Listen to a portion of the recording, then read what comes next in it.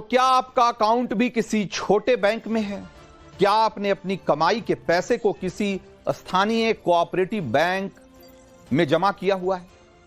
अगर आपका जवाब हां है तो आपको भी सावधान होने की जरूरत है, क्योंकि आज एक और कोऑपरेटिव बैंक में जमा लाखों लोगों का पैसा ब्लॉक हो गया।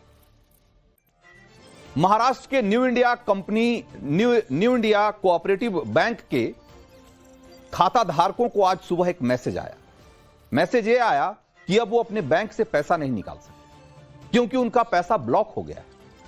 मैसेज पढ़ते ही उनके पैरों तले जैसे जमीन खिसक गई। मुंबई समेत महाराष्ट्र के कई शहरों में बैंक की हर ब्रांच के बाहर ग्राहकों की लंबी लंबी कतारें लग गई।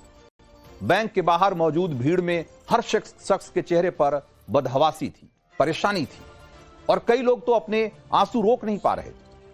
हर किसी को डर सता रहा था कि उनकी जिंदगी भर की कमाई, उनके खून पसीने का पाई पाई कहीं डूब न जाए। हम आपको न्यू इंडिया कोऑपरेटिव बैंक के ग्राहकों की पीड़ा भी सुनाएंगे, लेकिन पहले जानिए कि न्यू इंडिया कोऑपरेटिव बैंक के साथ हुआ क्या है आखिर। तो हुआ यह कि भारतीय रिजर्व बैंक ने महाराष्ट्र के न्यू इंडिया कोऑपरेटिव बैंक पर बैन लगा दिया है। यानी अब बैंक किसी भी तरह की कोई वित्तीय लेन देन नहीं कर सकता है। आरबीआई की तरफ से बैंक पर लगा यह बैन 13 फरवरी से अगले 6 महीने तक लागू रहेगा। यानी अगले 6 महीने तक बैंक के कस्टमर्स अपने पैसे नहीं निकाल पाएंगे। लेकिन इस बात की भी कोई गारंटी नहीं है कि 6 महीने बाद न्यू इंडिया कोऑपरेटिव बैंक पर लगा यह बैन हट जाएगा और लोगों को उनका पैसा मिल जाएगा। क्योंकि आरबीआई ने बैंक पर बैन लगाया ही इसलिए है क्योंकि बैंक के पास ग्राहकों को देने के लिए पैसे ही नहीं है। रिपोर्ट्स के मुताबिक न्यू इंडिया कोऑपरेटिव बैंक पिछले 2 साल से लगातार नुकसान में चल रहा था और वित्त वर्ष 2023-24 में बैंक को 22 करोड़ 70 लाख रुपए का नुकसान हुआ था और उससे पहले के साल यानी कि 2022-23 में भी 30 करोड़ 74 लाख रुपए का नुकसान हुआ था। यानी न्यू इंडिया कोऑपरेटिव बैंक की आर्थिक सेहत लंबे समय से खराब थी और आरबीआई कह रहा है कि उसकी आर्थिक सेहत को ठीक करने के लिए ही बैंक पर बैन लगाया गया है। लेकिन बैंक के ग्राहकों को यह बात कौन समझाएगा कि जब बैंक घाटे में चल रहा था तो आरबीआई ने पहले ही ग्राहकों को चेतावनी क्यों नहीं दी? ये तो कोई बात नहीं हुई ना कि सुबह उठे और ऑर्डर कर दिया कि आज से बैंक बंद। अगर बैंक सही तरीके से नहीं चल रहा था तो अचानक बैंक से पैसा निकालने पर पाबंदी लगा देना क्या ये सही है? अब आरबीआई कह रहा है कि बैंक पर बैन लगाकर उसने ग्राहकों का ही भला किया है। अब कैसे भला किया है ये तो मैं पक्के तौर पे नहीं कह सकता हूं, लेकिन बैंक के बाहर खड़े हजारों लोगों को समझ में नहीं आ रहा है कि अब करें तो क्या करें। सुनिए जरा और महसूस कीजिए उनकी बेबसी और उनकी पीड़ा को। ये पैसे मेरे मिलने चाहिए बस, और कुछ नहीं। हम लोग ने बहुत बड़ी मेहनत से कमा के रखा है यहाँ पे। आपने इमरजेंसी के लिए, बच्चों के लिए सोच के पैसे जमा किए? मैंने मेरे बच्चों के लिए, छोटे छोटे बच्चे उसके लिए रखा हूँ मैंने ये पैसा जमा करके, और कुछ नहीं। अभी कुछ बातचीत हो पाई बैंक वालों से? किसी अंदर गए नहीं, बाकी। अरे आप लॉकर के लिए खड़ी हैं? नहीं, पैसे के लिए खड़ी, पैसे रखे। पब्लिक को शांत करने के लिए 90 डेज बोल रहे हैं, मिलेगा ही नहीं। लोगों में काफी नाराजगी है। कितना पैसा आपका था सर? क्या प्रॉब्लम? मत बोलिए, हमारे 4 अकाउंट है, 4 फिक्स डिपॉजिट है, सब कुछ है। ये जो एश्योरेंस दे रहा है 90 डेज का, सब बेवकूफ बनाने वाली बात है, सब पब्लिक को शांत करने के लिए। बस पैसे हमारे फिक्स में, हम तो सीनियर सिटीजन है, इसके ऊपर डिपेंड था, इंटरेस्ट के ऊपर हमारा। पैसे का ऐसा बोल रहे कि 6 महीने तक आपका मिल जाएगा, बोले अभी मिलना चाहिए, नहीं तो 3 महीने। तो घर में क्या प्रोग्राम है आपको? क्या मतलब क्या अभी इधर से डालो, निकाल के खाओ, खर्चा करो, ये है हमारा हाल घर में। EMI है ना, अभी AC लिया है, अभी लिया है गए महीने में, और फ्रिज लिया है ना, वॉशिंग मशीन लिया है, क्योंकि अभी तो मेरा घर बन गया है, तो अभी मैंने EMI पे सब यहाँ से ये जाता है हफ्ता। अभी कहाँ से मैं क्या करूँ, महीना चलाओ कि क्या करूँ मैं, ये समझ में नहीं आ रहा है। अभी कैसा विश्वास करेंगे बोलो ना, कौन सी बैंक पे विश्वास करेंगे?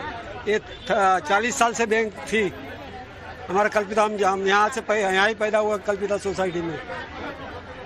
तो ऐसा हो गया तो अभी कौन सा बैंक से विश्वास करेंगे आदमी लोग। कितना पैसा है आपका बैंक में? हमारा 50,000 है और लोकर है। तो सोचिए कि आप रात में सोचकर सोते हैं कि कल बैंक से पैसे निकालकर बच्चों की स्कूल फीस भर देंगे, लेकिन सुबह उठते ही आपको पता चलता है कि बैंक तो बंद हो गया। तो आपकी क्या हालत होगी? वही हालत न्यू इंडिया कोऑपरेटिव बैंक के ग्राहकों की। आप इसे ऐसे समझिए कि किसी खाता धारक की सैलरी इस बैंक में क्रेडिट होती है। अब वो सैलरी नहीं निकाल पाएगा। किसी खाता धारक के लोन की ईएमआई इस बैंक से कटती हो तो अब वो ईएमआई नहीं भर पाएगा। किसी खाता धारक का करंट अकाउंट इस बैंक में हो जिससे वो बिजनेस पेमेंट करता हो, अब वो पेमेंट नहीं कर पाएगा।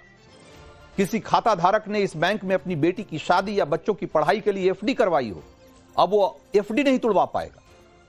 मतलब लाखों ग्राहकों का पैसा अब बैंक के साथ ही ब्लॉक हो गया है। लेकिन आरबीआई कह रहा है कि ग्राहकों को घबराने की जरूरत नहीं है।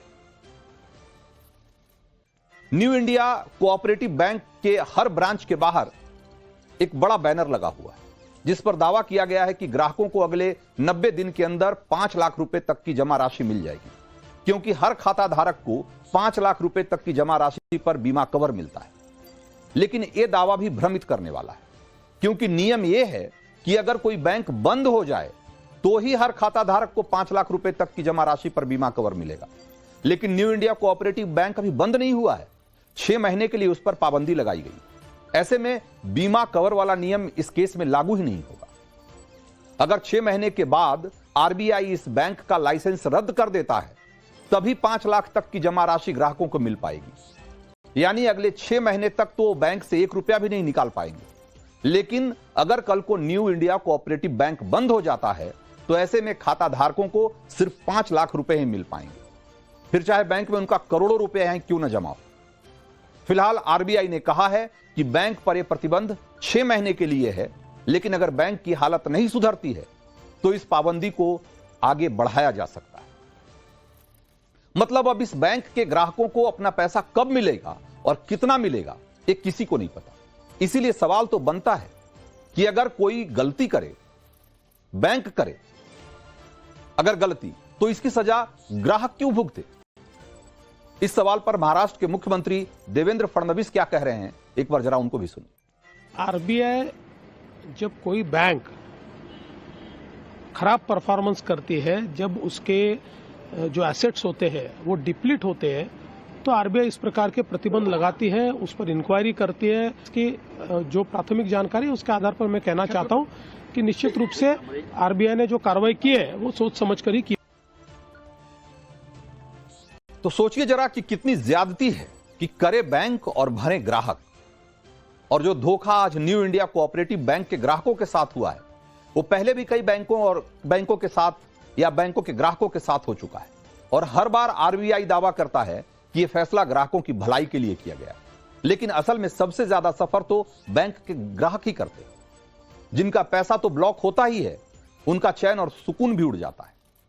लेकिन इस सवाल का जवाब कोई नहीं देता कि अगर कोई बैंक घाटे में है तो इसके जिम्मेदार ग्राहक तो नहीं है ना। तो फिर बैंक का घाटा ग्राहक क्यों सहे?